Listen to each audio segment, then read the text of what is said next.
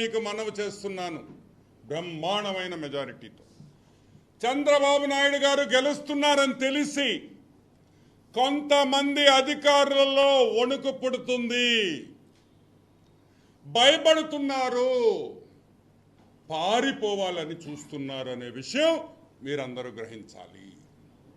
పారిపోవాలి, ఢిల్లీకి వెళ్ళిపోవాలి, లేకపోతే ఉద్యోగానికి రాజీనామా చేయాలి, లేకపోతే దాంకోవాలి ఫారెన్ పోయి అని కూడా చాలామంది ఈరోజు అఫీషియల్స్, ఐఏఎస్ అయితే ఏమి, మిగతా అఫీషియల్స్ అయితే ఏమి, పోలీస్ డిపార్ట్మెంట్లో ఉండేవాళ్ళు అయితే ఏమి, తప్పులు చేసిన ప్రతి ఒక్కరూ ఆంధ్ర రాష్ట్రం వదిలి పారిపోయేదానికి సిద్ధముగా ఉన్నారు, సంసిద్ధముగా ఉన్నారు అనే విషయం మీరు అందరూ గ్రహించాలి.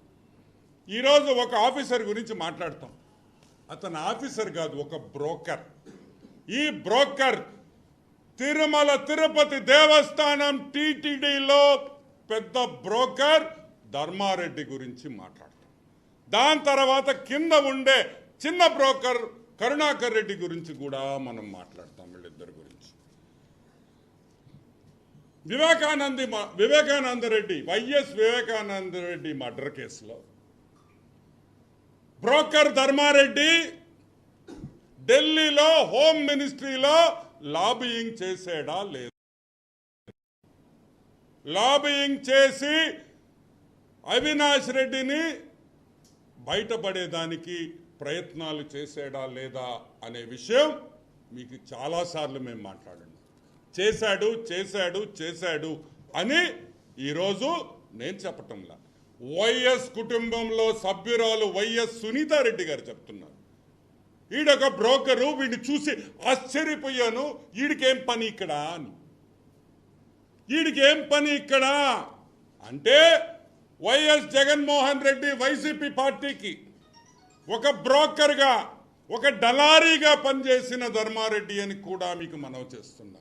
ఢిల్లీలో ప్రోటోకాల్ దర్శనాలు చేయించి ఢిల్లీలో హోమ్ మినిస్ట్రీ కాడి నుంచి ఏ సెక్షన్స్ ఉన్నాయో ప్రతి సెక్షన్లో ఈరోజు జగన్మోహన్ రెడ్డిని వైసీపీ నాయకుల్ని కాపాడేదానికి ప్రయత్నించిన ఈ ధర్మారెడ్డి టీటీడీ ఈవోగా ఎలా ఉన్నారని కూడా మేము అడుగుతున్నాం. క్రిమినల్ కేసులు ఉన్నాయి నీ మీద. ఢిల్లీలో ధర్మారెడ్డి మీద క్రిమినల్ కేసులు ఉన్నాయి, నేను బయట పెట్టా.